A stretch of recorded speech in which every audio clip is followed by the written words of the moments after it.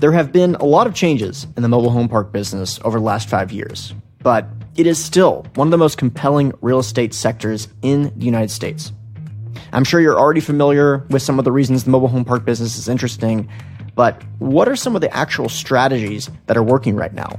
What has been proven to be profitable and what has been proven to be more of a headache than it's actually worth? That's exactly what we're going to talk about today. We've got an operator who has a bit of a different strategy than the mainstream mobile home park strategy, and he's going to get into some of the details where he veers away from the mainstream thought. So in this episode today, we're going to discuss some of the significant changes that have taken place in the sector, particularly as it relates to government policy, and how have those changes impacted the mobile home park world. We're going to talk about some of the details of actually operating a mobile home park. Like, for example, what percentage of park-owned homes does our guest think is too much? Where do you start to feel like you're catering to a renter base, in this case, that is a little bit more on the high-risk side? Our guest today actually has a unique take on this question, and I think it's going to surprise you. We're also going to talk about what are some of the potholes in the mobile home park business and how can they be avoided for people that are interested in getting into the sector. And of course, we discuss our guest's new book that he recently co-authored, which is called 10,000 Miles from the American Dream. He's a co-author with Reed Goosens and their other friends from Australia. Now, if you don't know yet, we just recently announced the Intelligent Investors Real Estate Conference for 2020. Our guest today is actually going to be a speaker along with Bruce Norris and Jeremy Roll. And hot off the presses, this actually hasn't even been announced publicly yet as of the recording this, but Neil Bawa is actually going to be there. Episode 109. Check it out. It's an awesome episode. And he just has endless amounts of suggestions and rules of thumb and a lot of insights. And I think it's going to add a lot of value to the attendees. I actually received a email recently from a podcast listener, and he said, the announcement of IREC is just like Coachella getting announced. And I thought it was actually pretty funny. But at the time, I didn't really contemplate, there's going to be a lot of heavy hitters there. There's going to be a lot of who's who, but there's also going to be a lot of people that aren't really in the public eye, but are extremely knowledgeable, especially in their particular niche. And this is a good combination of some of the people that are thought leaders that everyone's kind of familiar with that really can draw a crowd. And then also a lot of people that are just behind the scenes that have just a tremendous amount of knowledge, but just haven't focused on that part of their business. It's an awesome thing. We had a really good time last year. If you're interested, we have a little highlight video from last year if you go to intelligentinvestors2020.com. Oh, and if you buy a ticket, you actually get free access to the video content of the Intelligent Investors Real Estate Conference of 2018, which is actually the most recent year. So go to intelligentinvestors2020.com, put in ASYM for a $100 discount. Don't forget the tickets are going to go up in price on October the 12th. So make sure to go as quickly as possible. All right, hope you enjoyed the episode. How's it going, everyone? Our guest for today is Bryce Robertson, who is a real estate investing entrepreneur, syndicator, educator, best-selling author, world traveler, and adventurer. He's got more than 20 years of experience in large commercial construction projects, real estate, and business. And he began his investing career with a net worth of negative $50,000. That's right, negative $50,000, and only $2,000 in the bank.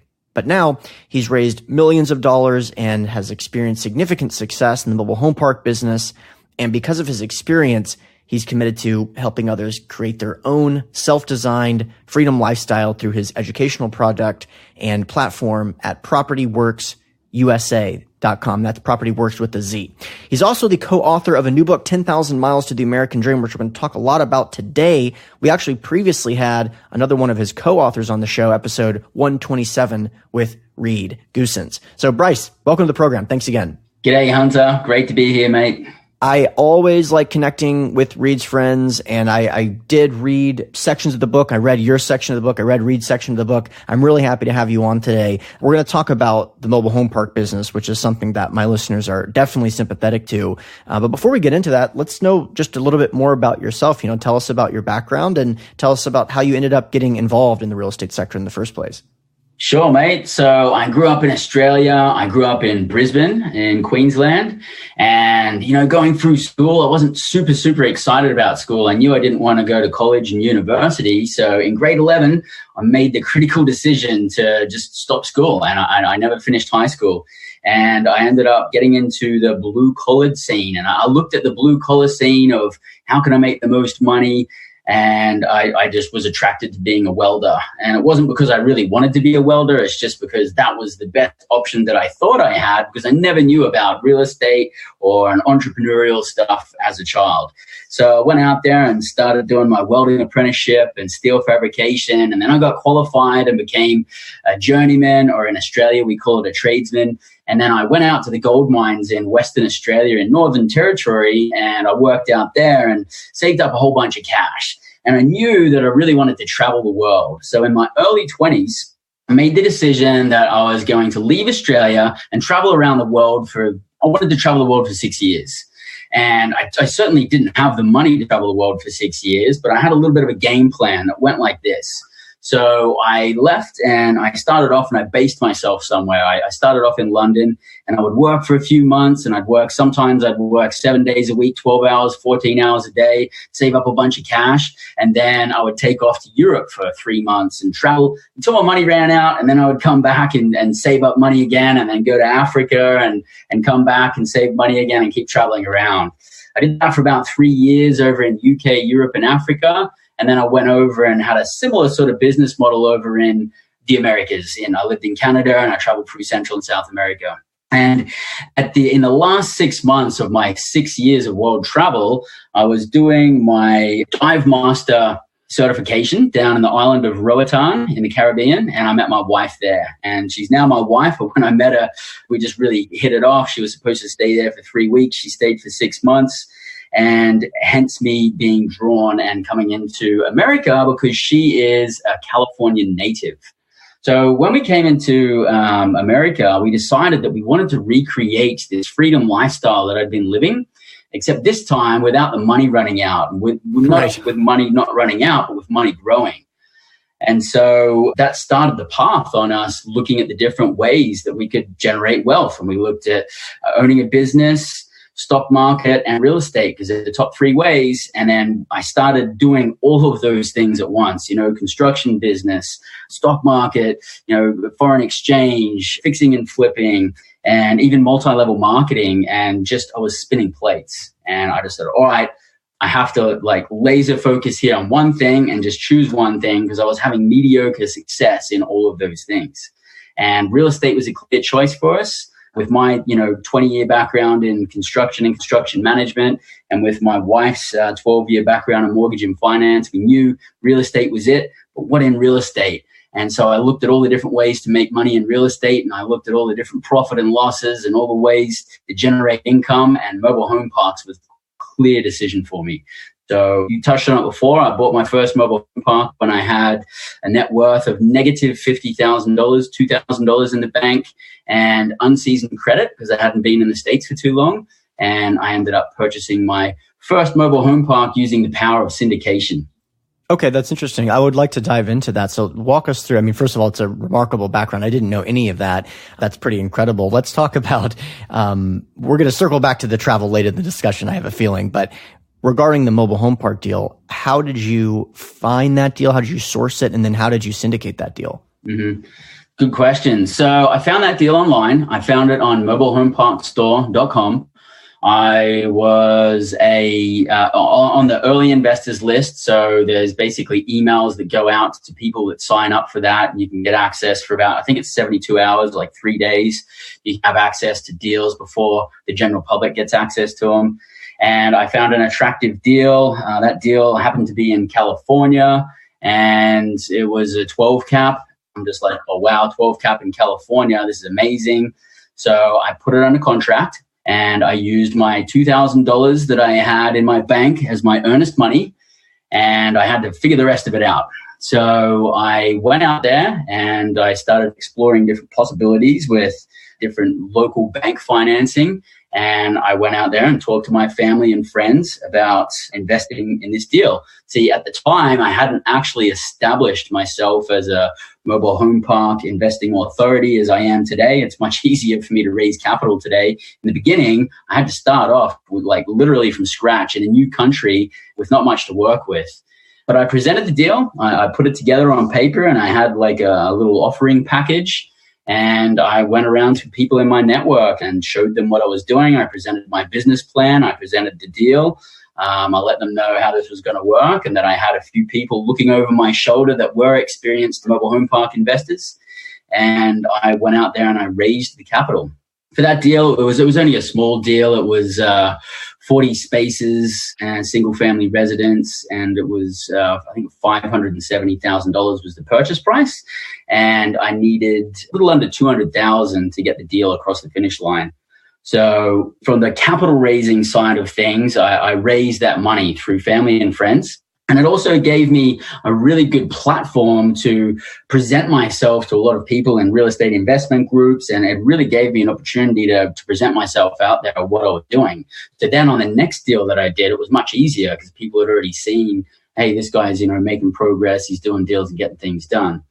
So it was good for the next deal too. And then on the financing side of things, we were looking for local financing, local banks, because it's a small park. And I ended up getting in contact with, I saw that there was a loan already existing on the mobile home park. And the guy it was just a small note on there. I can't even remember how much it was. It was less than $50,000, I think. And it was in someone's retirement account. So someone had been lending money out of their self-directed retirement account for this mobile home park, and they'd been involved for about 10 years. So I said to this seller, is it okay if I can get in contact with this guy? And then he ended up being kind enough to giving me his contact information. So I called up the guy that had the retirement account, and I explained, hey, here's what we're doing. Here's our business plan. Here's who we are. And you've been in this deal for 10 years already. How would you like to be in it for longer and lend a little more on it and make even more money on it? And he totally bought into it. He thought it was a great idea, and he ended up carrying a note for us. Wow, very cool. Just because I'm fascinated by the market timing and such, especially you mentioned California. Getting a 12 cap in California in a mobile home park or any kind of property type is very challenging. What year was this? Because I'm sure the market dynamics have shifted since then. Yeah. I mean, it was even a phenomenal deal at the time, which is why I totally scooped it up. That was back in 2015. Okay. Wow. Yeah, that is really hard to imagine.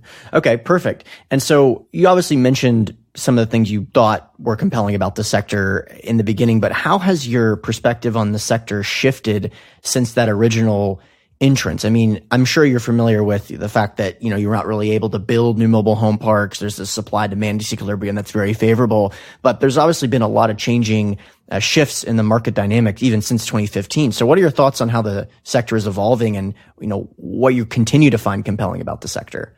I mean, so many people have jumped on board, I mean, even back in, I think it was 2013, Warren Buffett jumped on board with Clayton Homes. And now we've got Section 8. Section 8's always been available in mobile homes, but Section 8 is now available. A bill has passed where people can actually use Section 8 vouchers towards the purchase of a mobile home, not just the rent or the rent of a multifamily apartments or multifamily mobile home park, actually the purchase of a home. So that's actually pretty revolutionary. And then, when Warren Buffett came in and bought out Clayton Homes, or Berkshire Hathaway bought out Clayton Homes, the largest mobile home manufacturer in the U.S., he didn't really introduce a program, or he introduced his program, but other people had tried similar things in the past. But the way he did it, presented it really well. It's an option where he's teamed up with 21st Mortgage, and it used to be just available with Clayton Homes, but now 21st Mortgage does this with just about any mobile home manufacturer. You can check with them in your area to see who they do it with. But basically, the mobile home park owner can go out there and find a home manufacturer, and they can say, all right, home manufacturer, we want to get one of your homes, and then 21st Mortgage is going to do the financing on it. And then so we just get the home built, and then we bring it out to the community, and we pay for the transportation costs. And then we sit the home there, and then we advertise for the home to be sold. And then we have applicants go through our application process. And then once they're pre-qualified by us, we send them over to 21st Mortgage. They go through their application process, and then they actually can get the financing with 21st Mortgage. And then depending on the program, sometimes we get reimbursed for our transportation costs. Sometimes we don't. Really depends on the programs. There's quite a few different programs out there. But essentially, the reason I'm saying this is because now we can bring in a home for maybe $2,500 if we're just paying for like the skirting and to get it tied down and to get the utilities hooked up and everything like that. We're paying like $2,500 to get a brand new, maybe $40,000 home in our community, which dramatically increases the value of the community, because now that lot is probably worth, $25,000, $30,000 based off the lot rent and a cap rate applied to it. But we only paid $2,500 to get that home in there. And we don't have to take care of any of the financing either. 21st Mortgage does that. The only time we'd have to step in is if the tenant defaults, and then we have to step in and sort of take over. So that's another reason why I can see there's some really, really great things happening in the mobile home park space. I mean, now we can fill lots using those types of programs. And instead of spending hundreds of thousands of dollars or even millions of dollars on larger parks, we're spending tens of thousands of dollars, and we're still getting the same financial benefit for ourselves and for our investors. So have you found that program, because I know that program, obviously, as it was unleashed, it was like, it seemed to be extremely advantageous, but I know a lot of sponsors have had problems actually implementing it depending on a variety of factors. Have you had success being able to do that, or do you feel like they're kind of advertising it as opposed to really implementing it? Well, no, I think that they're definitely advertising it there, and it's a possibility. It's a tool to have in your tool belt as a mobile home park operator. First off, you actually have to qualify for the program. Right. And 21st Mortgage aren't the only people who do it. There's other companies out there. You have to qualify for the program. And your park actually has to have the financial structure and the financial wherewithal to actually be able to handle a program like that. If you're looking to build a park from scratch, you're not going to be able to get that kind of option. So then also it depends on the market. It depends, like if you're bringing in brand new $40,000 homes, can your market support that? I mean, we're talking about affordable housing. And, when you break it down and you look at the monthly payment that they're going to have to make for the home rent on top of the lot rent, can they afford that? So I think that there's some other things we need to bring into the equation, depending on what the demographics are in that market, what kind of price point people want to purchase houses for, what kind of monthly payment that they can afford. And you have to sort of match that with, obviously, the need for affordable housing. And sometimes it doesn't work. And then sometimes on these programs, the tenant defaults and then the park steps in to take over the monthly payments. And sometimes the tenant defaults and then the lender actually says, all right, tenant defaulted, you now owe us the full amount on that home. Mm-hmm.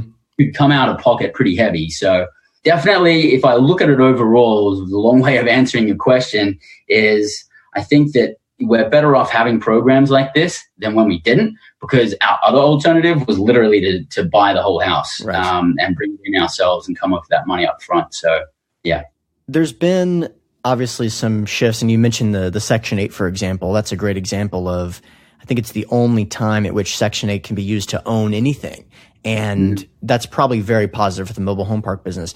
Another change that's taken place is there's been a lot of attention in the sector. It's probably the most talked about investment vehicle over the last 3 years or so. Everything from very high flying private equity groups to private accredited investors have realized that the mobile home park sector is just very advantageous from an investor's perspective. Mm-hmm. So what are you seeing especially when it comes to the institutions, what are you seeing in terms of the changing market dynamics and how competitive things have gotten, since your, first property in 2015 or so? Mm-hmm. Yeah, I think that's a really, really great point. And I think in addition to these large institutions, I think some people have jumped ship from other asset classes. Let's say, for example, multifamily or self-storage, and they've jumped ship over into mobile home parks.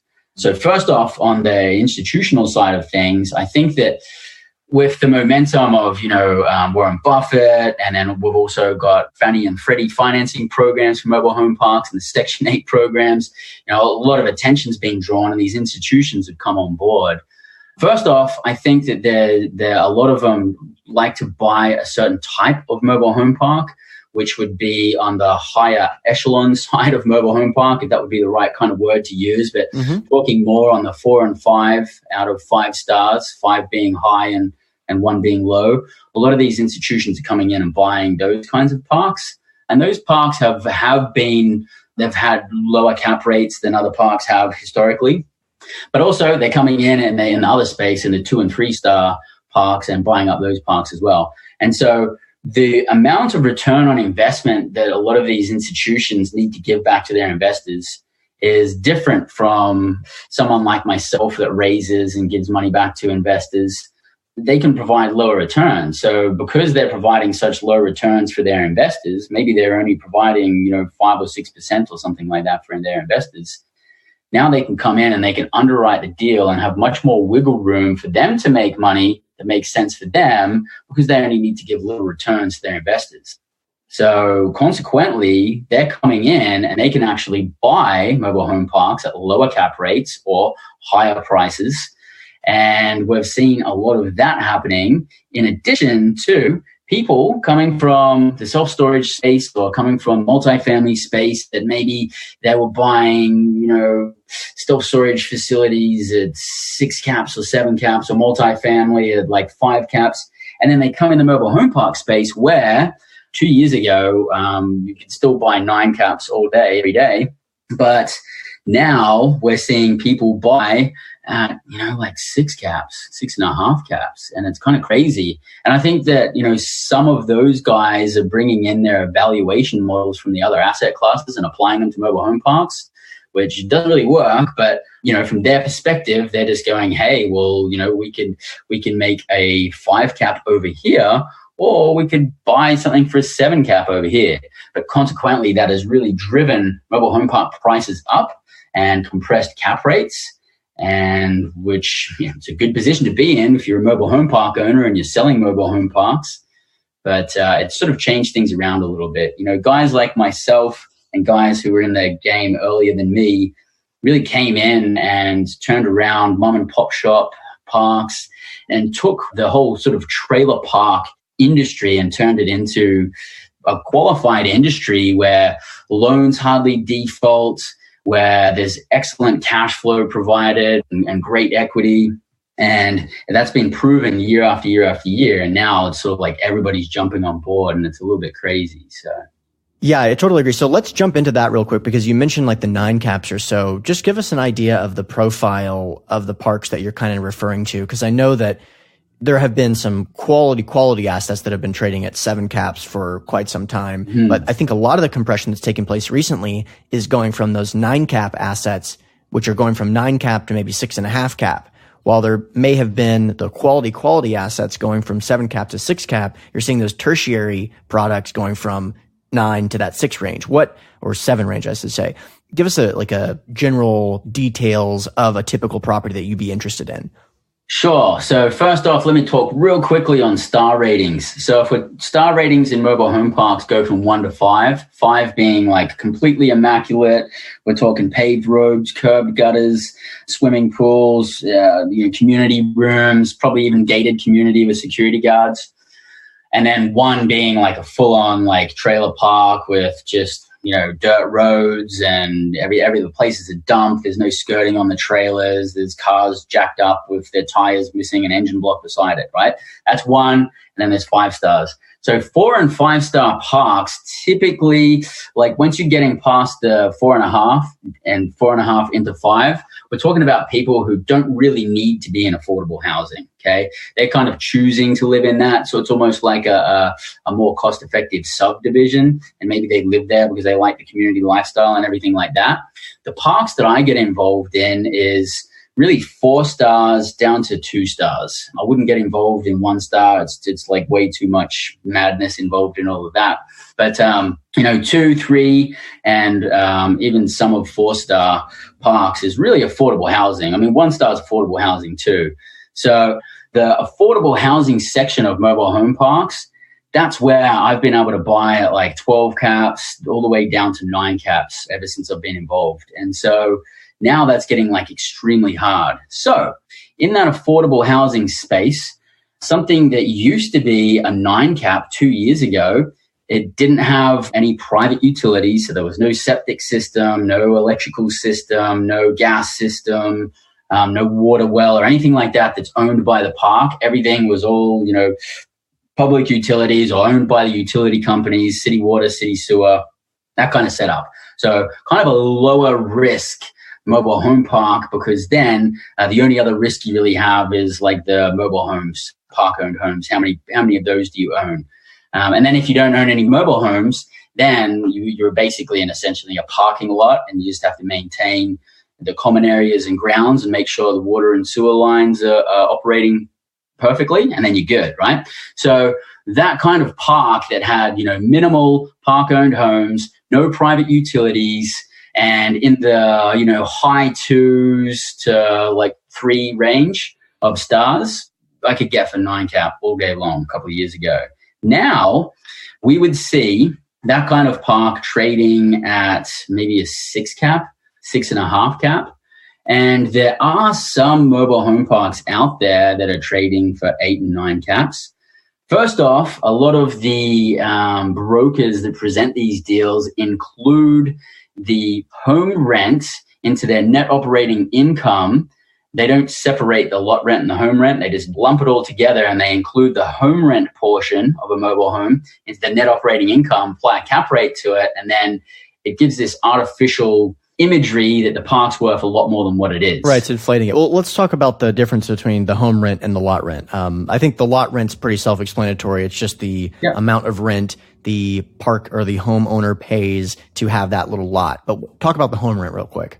Yeah, sure. So if there's a park-owned home, then that means if the tenant doesn't own the home and the tenant's paying the home off or is on some kind of rent-to-own program or rent credit program or has financing or something like that, then there's the home payment that comes in. Now, the thing is that that's not an ongoing payment. Once the tenant has actually paid off that home, then that money doesn't come in anymore, okay? So what if we evaluated a mobile home park and we included in our net operating income $100,000 of home rent income that came just from the monthly home rent from the park-owned homes in that park, but then we looked into it a little bit deeper and we found out that 18 months later, all of those homes were going to be paid off and that would not be coming in anymore. And then you back out that $100,000 out of the net operating income and then apply a cap rate to it, and it's just an astronomical difference that you'd be paying. So it's kind of like an artificial way to pay for the value of a mobile home park.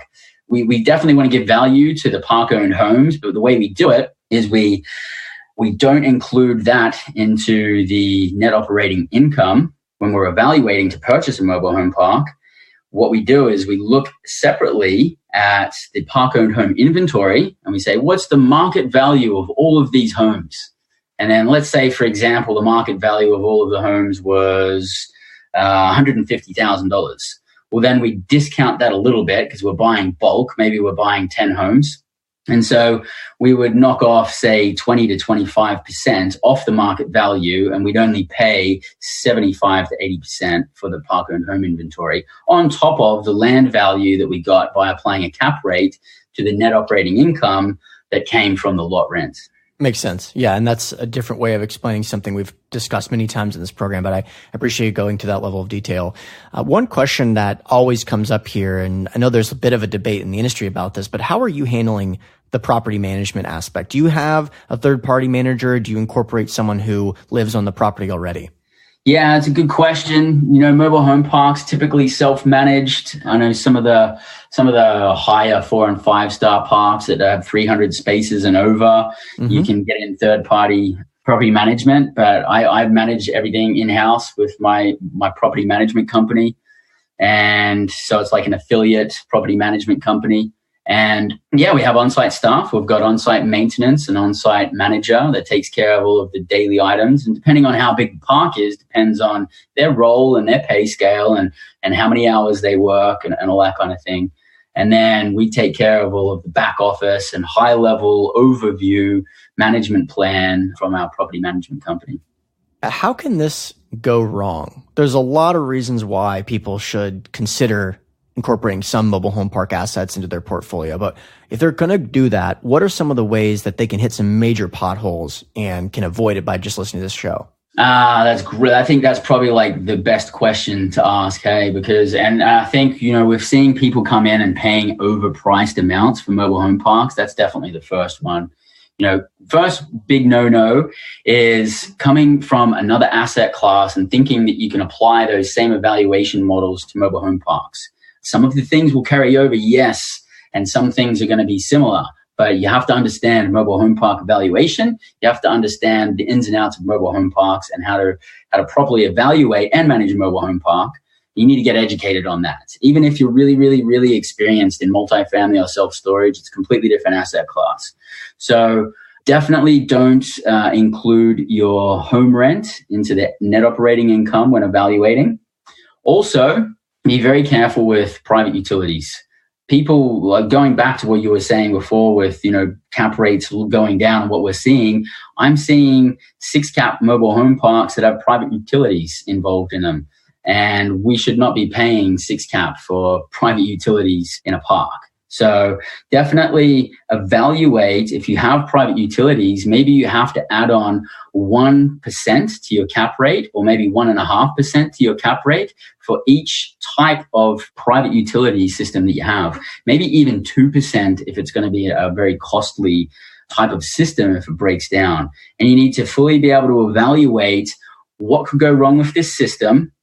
How much would that cost and how am I going to be able to handle not only financial side of things, but how am I going to be able to handle all of the tenants if that utility fails? Like, am I going to be able to give them water? Are they going to be able to have sanitary water? Are they going to be able to keep warm in winter if there's no gas or electricity? Things like that. Mm-hmm. And then also taking into consideration how many park-owned homes you have and understanding that, yes, you can make more money with park-owned homes than you would without them because you're getting all of the home rent coming in. However, there's a lot of work involved in that. And is that worth your time? Is it something that you want to take on from a management perspective? Because they can be very, very time consuming to manage park-owned homes and the turnover of them and finding new tenants and doing all the remodeling and all of the marketing and everything like that.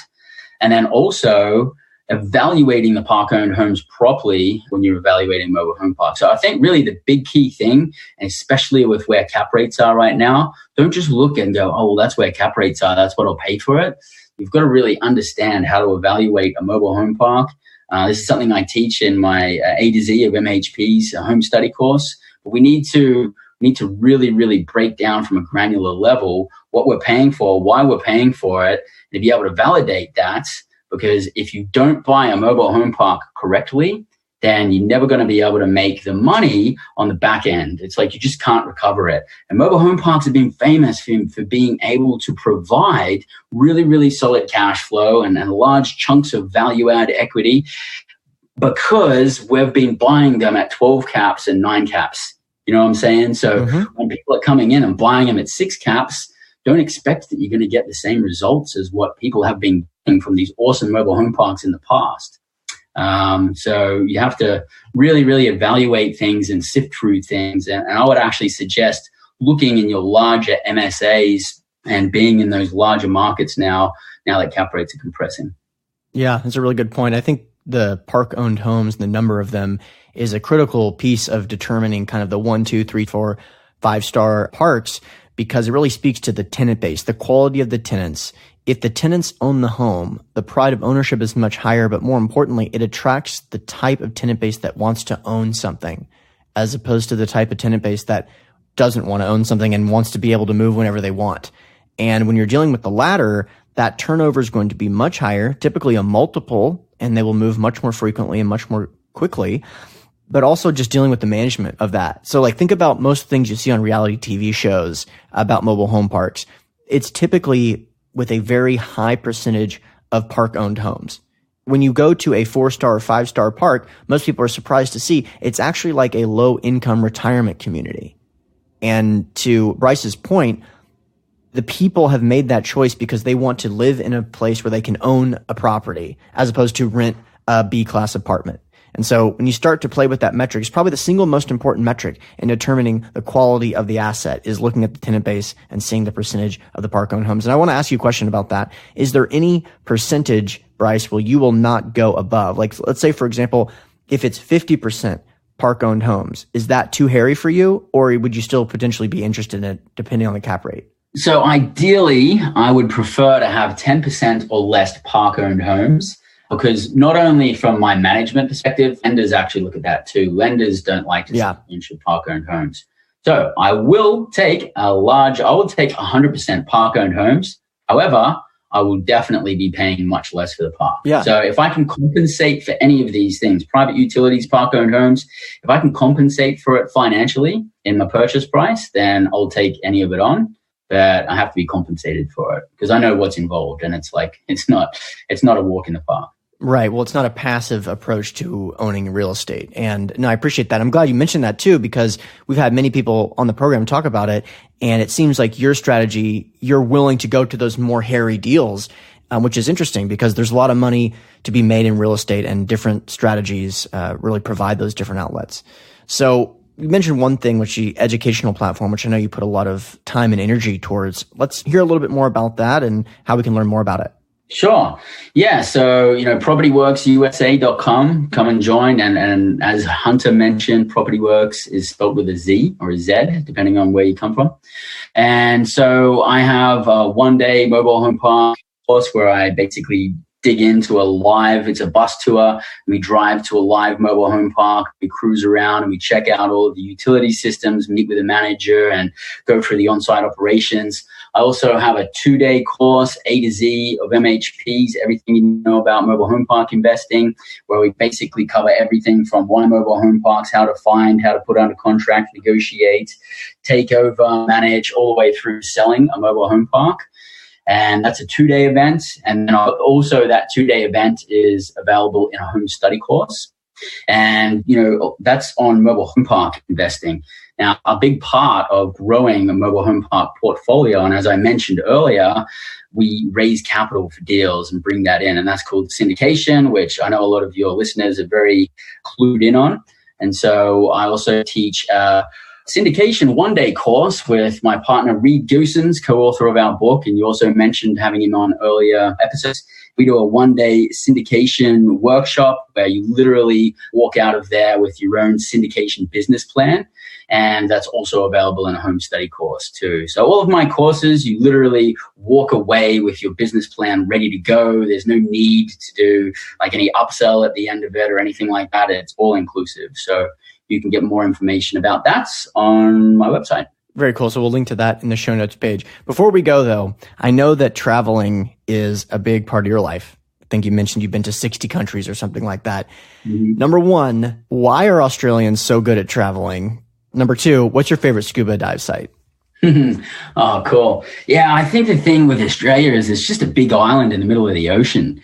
And we, in America, most of the news we get here is just American. It's just US news. We don't really get much international news. In Australia, we get news from all over the world. So we're like really up to date on things that are happening in Europe and the UK and Russia and like all these places all over and America and everywhere, all over the world. So we're getting all of these visuals and like all of this stuff right from a very young age. So we're just like, we know what's out there, but we're on an island. And so like, we're kind of like get a little bit of cabin fever on the island and go, I want to go check all of this out. But when you leave Australia, plane ticket to leave Australia costs a little bit. So like if we're going to fork out for a plane ticket to leave Australia because we have to travel a decent distance, we might as well go all out and just travel big and go for at least a month, if not months or years or whatever. And that's why you see a lot of guys breaking out. It's kind of like the world's our oyster. Let's go check it out. Right. Let's get amongst it all and get involved in it all. And then the scuba diving. I've done some good scuba diving in Thailand, in the southern islands down there. Also done some good scuba diving in Egypt, actually, in the Red Sea. Some pretty. I did some camel delivery scuba diving there. Where you actually drop stuff on a camel, and you get all your scuba gear and your tanks and everything, and you ride a camel through the desert to the ocean, and then you just like kit up and get all your gear on and then jump in the ocean, scuba dive, and then hop on the camel and go back. That was pretty cool. And then I've done some really, really awesome scuba diving down in Roatan in the Caribbean, which is where I met my wife down there. And I did my dive master course down there. There's tons of shipwrecks and there's tons of wildlife down there. A lot of different styles and types of scuba diving down there that kind of fit anybody's needs. Very cool. Well, Bryce, we obviously learned a lot today about the mobile home park business. I know a lot of listeners have already purchased 10,000 miles to the United States Dream. Wait, actually, let me restate it because I know that we don't want people to go to the wrong website. Why don't you tell us the name of the book and how they can learn more about it? We'll link to the show notes page. Oh, sure. Yeah. The name of the book, 10,000 Miles to the American Dream. You can access that at realestatemmates.com. And yeah, it's our story of financial freedom. So come join us, learn our story of financial freedom and understand the possibilities that are available for you. Awesome. Bryce, thanks again. Really appreciate it. Thanks for having me, Hunter. Really appreciate it, mate. Thanks a lot. All right, listeners, thanks for checking out the episode. As always, the contact information for our guest will be available in the show notes page, which is hosted on SoundCloud, iTunes, and Stitcher. Don't forget, if you want access to some of the free goodies that I'm talking about at the beginning of these episodes, like free ebooks, weekly investor emails, and articles about some of the most important investment-related topics, make sure that you have created an account with CFC because this stuff is automatically available. You can do this by going to cashflowconnections.com and signing up as an accredited investor. Of course, if you have any questions, feel free to email me at hunterthompson@cashflowconnections.com. Thanks again.